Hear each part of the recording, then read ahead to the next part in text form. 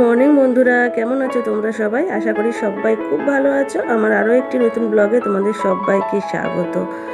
তো আজকে হচ্ছে মঙ্গলবার, আর এই যে বরের জলখাবার রেডি করছিলাম। আর আমার এদিকে একটু ছাতু নিয়ে নিয়েছি, আমি রুটি খাবো না। আর ওদিকে বরকে আলু আর ডিমের ভুজিয়া আর রুটি দিয়েছি, দেখতেই পেলে চা করে দিয়েছি। তো এই যে বন্ধুরা দেখো, বেশ কিছুক্ষণ পর এই যে আমি দেখো ভাতও বসিয়ে দিয়েছি। আর আমার বড় খাওয়া দাওয়া করে বেরিয়ে গেছে।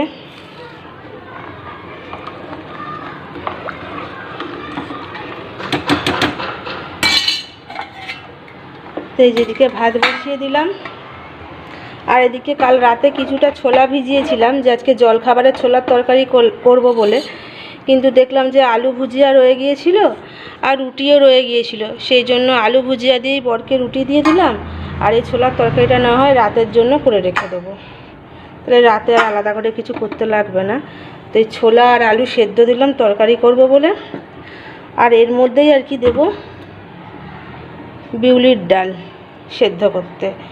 এইভাবে করতে দিলে গ্যাসটাও সাশ্রয় হয়, দুবার করে সেদ্ধ করতেও লাগে না, আর টাইমটাও আর কি বাঁচে। তো এই যে এইভাবে সেদ্ধ দিয়ে দেবো, ঢাকনাটা আবার আটকে দেবো। আর বিউলির ডালের মধ্যে একটুখানি নুন দিয়ে দিয়েছি আমি, যাতে ভালো মতো সেদ্ধ হয়ে যায়, সেই জন্য। চলো ঢাকনাটা আটকে দিই।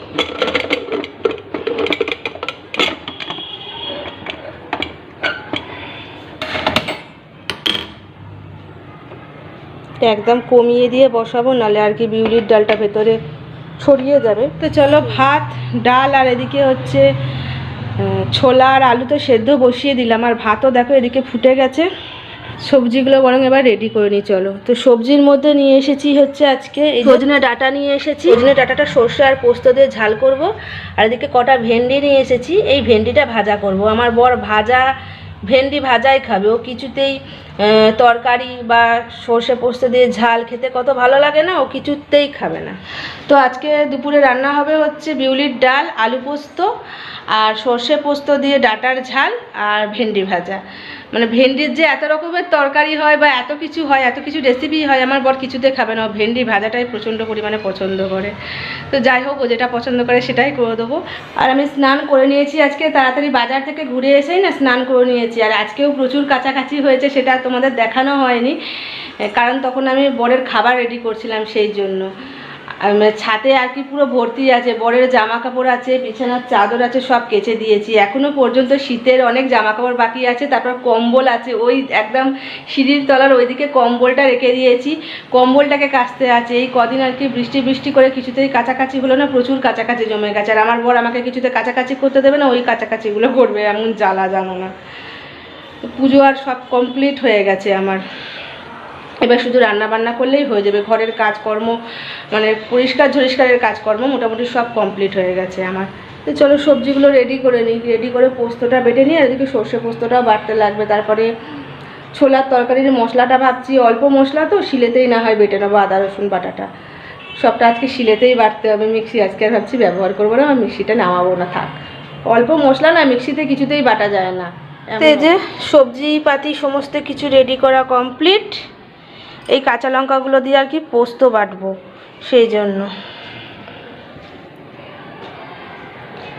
আর মিক্সির মধ্যেই মশলাটা করলাম, আদা রসুন পেঁয়াজ টমেটো কাঁচা লঙ্কা। তো দেখলাম টমেটোটা একটু বেশি করে দিলাম, তো দেখলাম মিক্সিতে ঘুরে মানে পেস্ট হয়ে গেল। তো আমাকে আর এটা শিলে বাটতে হবে না, শুধু সর্ষে পোস্ত এই ডাটার জন্য, আর এমনি যে আলু পোস্ত করব সেই আলু পোস্ত বাটলেই চলবে। তো এগুলো তো সব রেডি হয়ে গেল, শুধু এবার শিলে বাটার পালা। আর দেখো কত সুন্দর সেদ্ধ হয়েছে, ডালটাও খুব সুন্দর সেদ্ধ হয়ে গেছে। মানে সিটিটা পড়তে দিইনি, শুধু ভাপে রেখেছিলাম বলে না এটা ছড়িয়ে যায়নি ডালটা। তো এই যে দেখো ডালটা তুলে নিলাম, আর খুব সুন্দর দেখো ছোলা আলু এগুলো সব সেদ্ধ হয়েছে। এবার একটু ছোলা আর আলুটা ছেঁকে নেবো, ছেঁকে নিয়ে একটু ভালো জল দিয়ে ধুয়ে নিলেই তারপরে ছোলা আলুর তরকারি করবো। তো এটা এখানে থাক, আর সর্ষে পোস্তটা বেটে। আর এদিকে ভাতও অর্ধেক হয়ে গেছে আর অর্ধেক বাকি।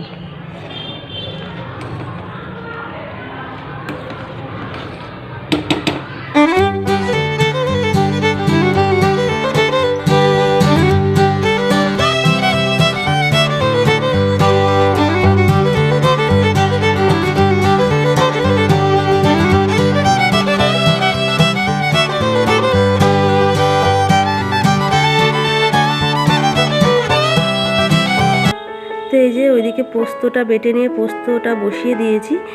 আর আমি ডাঁটাটা একটা ভিজে কাপড়ের মধ্যে জড়িয়ে রেখে দিচ্ছি। ছোটোবেলায় মাকে দেখতাম এইভাবে রাখতো, আর অনেক দিন না এরকমভাবে রাখলে ডাঁটাগুলো তাজাও থাকে, মানে শুকিয়ে যায় না, সেই জন্য আমি রেখে দিচ্ছি। এই যে বন্ধুরা দেখো, পোস্ত বাটতে বাটতে আমি পোস্তর আলুটা ভাজতে বসিয়ে দিয়েছিলাম। তো আলুটা ভাজা আর কি হয়ে আধসেদ্ধ মতো হয়ে গেছে, তখন পোস্তটা বেটে নিয়ে দেখো আমি দিয়েও দিয়েছি।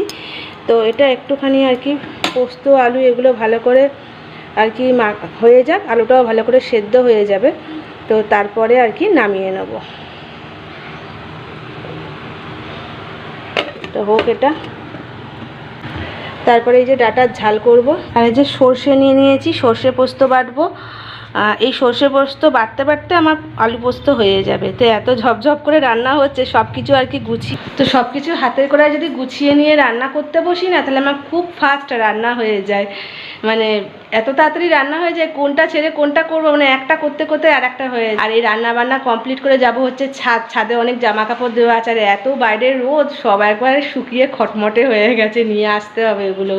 দেখি যদি মাঝখানে সময় পাই তো নিয়ে আসবো। তো চলো আলু পোস্তটা হতে হতে সর্ষেটা বরং বেটে নিই, কারণ এই সর্ষে বাটতে বাটতেই দেখবো আলু পোস্ত হয়ে গেছে ঝপাঝপ করে।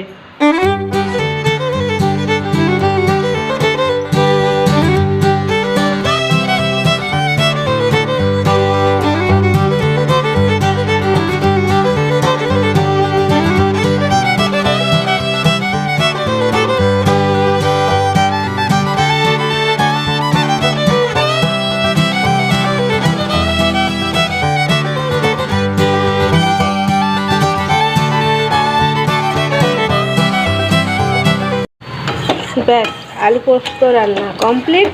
এটা এবার আর কি এই থালাটাতে নামিয়ে নিই, তারপরে বাকি সব অন্য রান্না যেগুলো আছে সেগুলো কমপ্লিট করি। চলো দেখতে থাকো।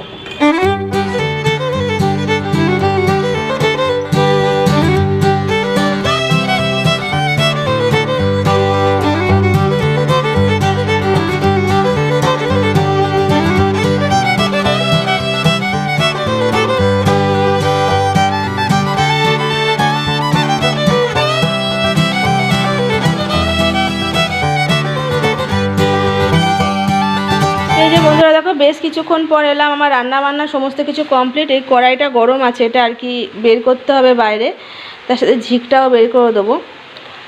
আর ওভেনটা তো গরম আছে, এটা খাওয়া দাওয়া করে একবারে মুছবো। আমার বড় চলে এসেছে, তো চলো তোমাদের ঝটপট দেখিয়ে দিই আজকে রান্নাগুলো। তো এই যে দেখো, প্রথমে দেখায় ভাত, তারপরে এই যে আলু পোস্ত, আর এটা হচ্ছে ছোলা আর আলুর তরকারিটা, এটা রাতের জন্য। আর আমার বরের একটুখানি কাঁচা পোস্ত নুন আর কাঁচা তেল দিয়ে আর কি রেখে দিয়েছি, এটাও আর কি পছন্দ করে ভাত দিয়ে খেতে। আর এখানে আছে ভেন্ডি ভাজা, বিউলির ডাল, আর এই যে ডাঁটার ঝাল। তো চলো বন্ধুরা খাওয়া দাওয়া করে নিই। খাওয়া দাওয়া করে দেওয়া, বাসন কোসন মাজা আছে, ওভেন মোছা আছে, অনেক কাজ পড়ে আছে, কাজের শেষ নেই। এখন প্রায় অনেকটা বেলা হয়ে গেছে, আর আমার বর এই এলো, এবার হাত পা মুখ আর কি ধুতে ধুতে আমার খাবার রেডি করা হয়ে যায়। গুড ইভিনিং সবাইকে। তো এই যে বর তো উঠে নিয়ে আর কি চলে গেছে কাজেতে, আর আমি আমার কাজ করতে শুরু করে দিয়েছি সন্ধ্যাবাতি দিয়ে আর কি। তো দুপুরে খাওয়া দাওয়ার পর যে বাসনগুলো আর কি মাজা ধোয়া করেছিলাম সেগুলো সব গুছিয়ে নিয়ে রাখছি, আর এই যে গ্যাসের ঝিকগুলো লাগিয়ে দিচ্ছি।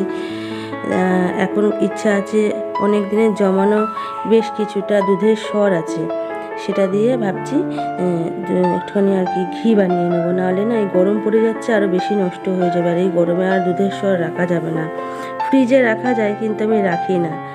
তো যাই হোক, এই যে মিক্সি নিয়ে চলে এসেছি, আর দুধের সরটা দেখে নিচ্ছি ভালো করে যে কোনো পোকা হয়ে গেছে কিনা, তাহলে ফেলে দেবো।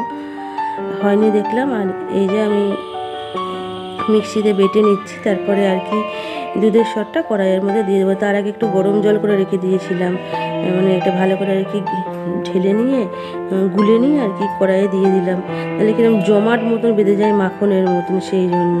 তো ভালো করে ধুয়ে ধায়ে নিয়ে এই যে গরম জলটা দিয়ে কড়াইয়ে দিয়ে দিলাম। তো এটা হতে থাক, আর আমার কতগুলো বাসন বেরিয়ে গেল, এখন আবার সেগুলো ধুতে হবে। এই করলেই ঘি করলে পরে অনেক বাসন বেরিয়ে যায়, যেন আর একটু একটু পড়েছিল, সেগুলো মোছামুছি করে নিলাম। আর পাখাটাকে চালিয়ে দিলাম, নাহলে ঘরের মধ্যে যেন তো যে ঘি করলে কীরকম একটা বাজে গন্ধ করে, সেই জন্য। আর ঘিটা হয়ে যাওয়ার পর তারপর ভালো গন্ধ হয়।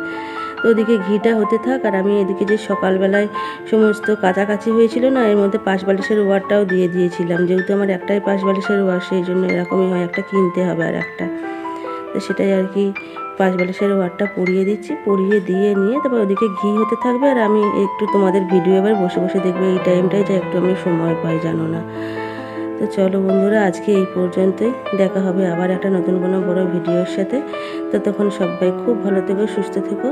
আর আমার ভিডিও ভালো লাগলে অবশ্যই একটা লাইক কমেন্ট শেয়ার করে দিও, আর আমার চ্যানেলটা সাবস্ক্রাইব করে আমার পাশে থেকো। তো সবাই খুব ভালো থেকো, সবাইকে টাটা।